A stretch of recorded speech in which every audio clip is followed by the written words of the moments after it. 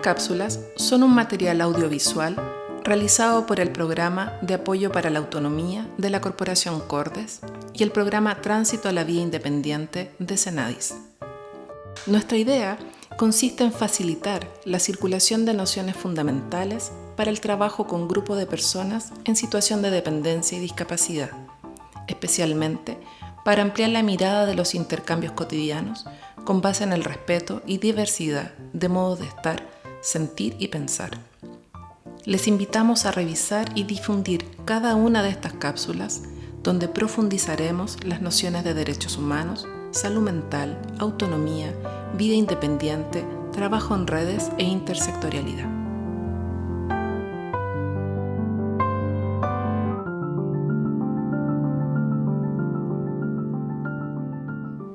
A pensar la naturaleza de aquello que vamos a definir o comprender por salud mental, ¿sí? Entonces, la idea de derechos humanos que uno asume, de alguna manera está entretejida con la idea también de salud mental. No es que hay una idea de salud mental externa a la idea de derecho humano y yo tomo una idea de derecho humano para aplicarla en salud mental, sino que eso es una totalidad que está entretejida, ¿no?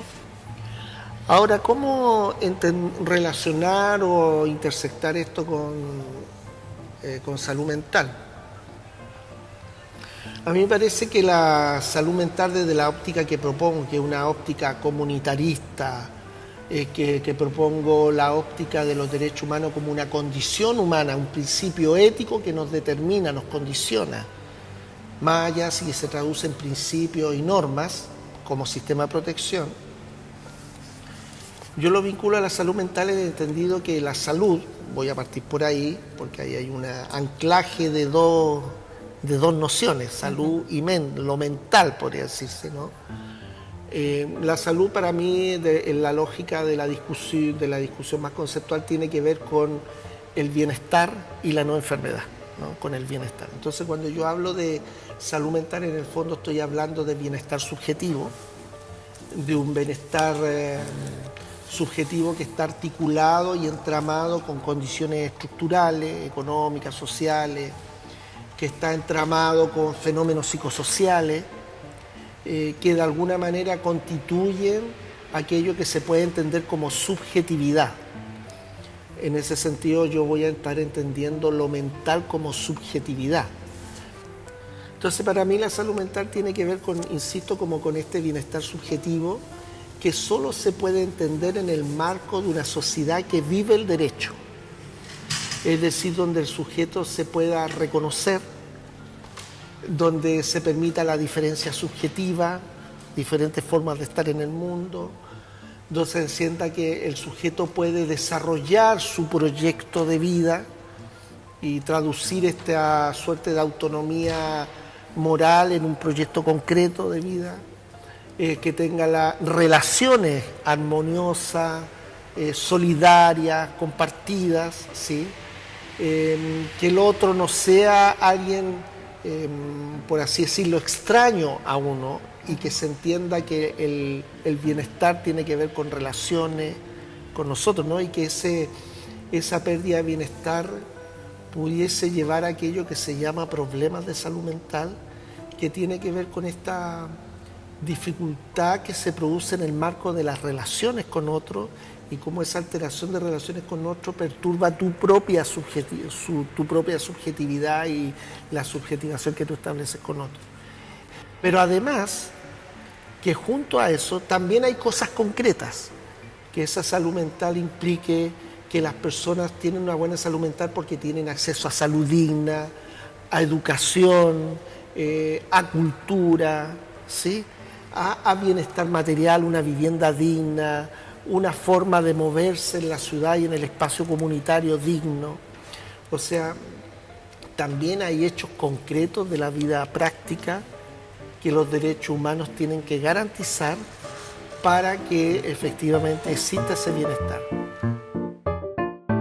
Chile tiene un desarrollo desde el año 90 en adelante que es bien singular en torno al haber declarado políticamente y públicamente su compromiso con un ejercicio de las acciones de salud que estuvieran alineadas con los derechos humanos, con la protección de la salud de las personas de una manera que no fuera vulneratoria, con tomar distancia del modelo asilar.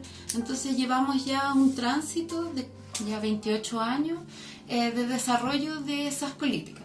Y los antecedentes ya más próximos en el tiempo son que desde el año pasado, o sea, desde el 2017 tenemos un nuevo plan de salud mental.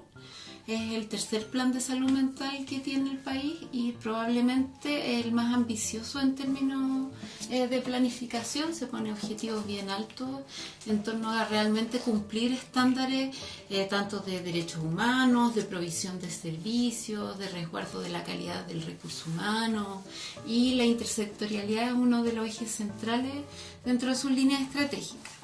Tenemos un territorio que, si bien nosotros desde el nivel central podemos hacer estos como mandatos generales, la única forma en que puedan tomar como vida tiene que ver con primero con un reconocimiento de la realidad local y por tanto como de un diseño que esté centrado localmente.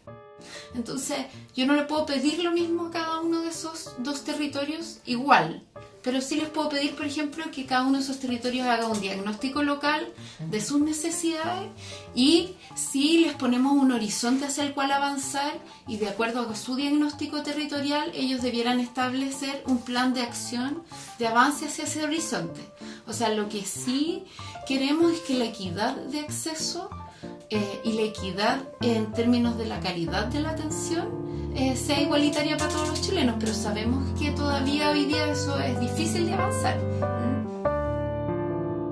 Yo creo que en salud mental y discapacidad psíquica hay desafíos muy importantes porque hemos tenido que partir un poco más de abajo. Como hablábamos anteriormente, principalmente hoy como Cenadis, que tenemos que ir cumpliendo con nuestra ley de inclusión social, la que hablábamos recién, estamos partiendo de la base de ir eliminando estas barreras, porque hay mucho prejuicio asociado a la discapacidad psíquica, mucho. Entonces, hay mucho más que otros tipos de cuando el discapacidad. origen de la condición de salud es distinta, digamos, Exacto, como más físico. Exacto. Es como que uno habla de personas con discapacidad psíquica. Yo pregunto, cuando voy a dar, por ejemplo, estas capacitaciones, cuando voy a dar capacitaciones de la ley de inclusión laboral, por ejemplo, que corresponde a la ley de cuota, que hay personas con discapacidad psíquica que van a buscar trabajo, otras que tienen miedo de ir a buscar trabajo porque han sido, no sé, maltratadas. Sí.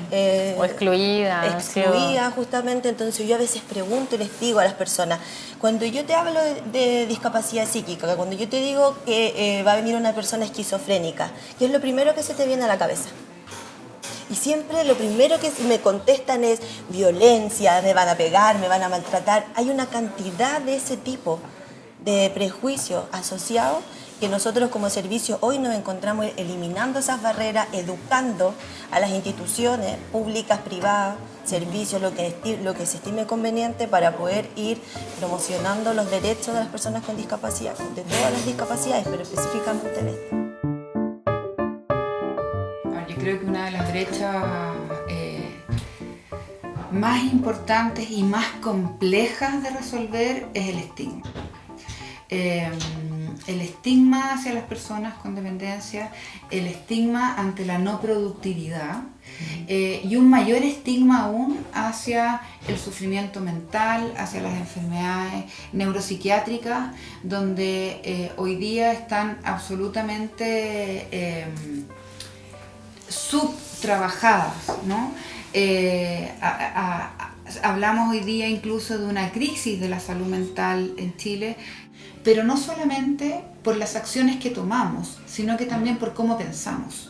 ¿Por qué? Porque resaltamos las políticas hacia las personas con dependencia y tendemos a pensar que muchas de las personas tienen dependencia, sobre todo en personas que tienen enfermedades psiquiátricas o personas que tienen enfermedades neurodegenerativas, cuando en realidad la realidad no es así, valga la redundancia. Entonces, ese cambio de paradigma, ese cambio de mirada, ese salir de este contexto de estigma, creo que es una de las brechas más importantes. estaban en mi lugar se enfrentaban como a preguntas respecto de por qué la noción de discapacidad podía ser relevante para las personas con un problema de salud mental. Y bien o mal, la ley de derechos y deberes de las personas como que lo intentó incluir y lo hizo más o menos como de una manera que hace harto ruido hoy día, quienes como ya conocemos mejor la convención, pero lo que podemos ver a lo largo es que ha habido un esfuerzo y un desarrollo que hoy día obliga tanto a MinSal como a otros actores del Estado a integrar esas normativas como de manera casi ya sin tener que pensarlo, ¿no? Bueno, nosotros justo este año estamos en varios modelos hay un modelo de gestión de un nuevo tipo de dispositivo que vendría a reemplazar lo que fueron las medianas estadías, que son las UCRI, Unidades de Cuidados de Rehabilitación Intensiva, para personas que ni una unidad de cuidados intensivos en psiquiatría con una hospitalización de corta data resuelve sus necesidades, y los servicios ambulatorios tampoco de alguna manera tienen estamos hablando de personas que tienen altas necesidades. Entonces la idea es ofrecer un dispositivo nuevo que tenga una patita residencial, pero principalmente centrado en ofrecer servicios de rehabilitación de alta intensidad con el acceso a derechos. Pero yo creo que otro de los cambios más radicales tiene que ver con esto de pensar además el bienestar de las personas, no solo como algo que es individual, sino que colectivo, ¿no? Y en ese sentido ha entrado, por ejemplo, todo el tema de la salud de los cuidadores como un tema, ¿no? De decir que cuando hay alguien que sufre, que está enfermo, que tiene una discapacidad, que tiene una dificultad, no solo significa un sufrimiento o una situación para esa persona, sino que a su familia va a tener que tomar decisiones y cambiar su forma de vida, va a haber un barrio que se va a ver afectado, va a haber colectivos, no sé, que esa persona tiene otras personas cerca y que no solo la persona tiene que cambiar, ¿no? El sistema sanitario muchas veces pone mucha atención sobre que la persona cambie, la que está afectada. Y un poco lo que la convención ha venido a reclamar es que quienes están afectados es una comunidad y por tanto quienes tienen que cambiar son todos.